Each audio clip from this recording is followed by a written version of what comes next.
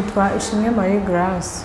Narigaga ndibuka ngeze mu mwaka wa 3 primaire. Ndagumya ndiga ariko niga nyine mpangayitse nyine mvuga ati mama nigeze ambwira ubuzima bwanjye, nigeze ambwira papa nyine nta kintu cy'imibereho cyanjye narinzi n'ubushobozi bwari bukeya. Ubwo nahise mpura n'umugabo nyine antera inda. Mfite abana babiri, umwe afite imyaka 6 undi afite 3. Nyine abo twaturi kumwe muri quartier bambwira ukuntu nyine babonana n'abagabo nyine mu buryo bwo kubendaya. Ndavuga ati data simuzi ubuzima none bayeho nabishuri ndariretse banteye inda ni ikibazo.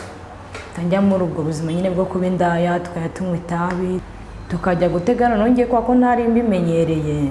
Ukagenda mbe nkagenda naragiye ayo bwa mbere turyamaniye n'umugabo barayisereva nyine ngo niko nyine bakora. Numva harashize nk'ikimwe navuga ati ariko nta kundi nzabishobora. Niyahuza itabi mu biyobyabwenge n'inzoga no muri uko kubonana n'abagabo ubwo abanteye inda y'umwana wa 2.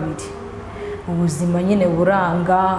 Ubwo habahaje uyu muryango nyine wa Papas Rwanda udusanga nyine muri quartier mbega ari bwishirungukiye munsi nabashaga kuba naza gutya ngo nawe tuganire tureba n'amaso gutya ku maso.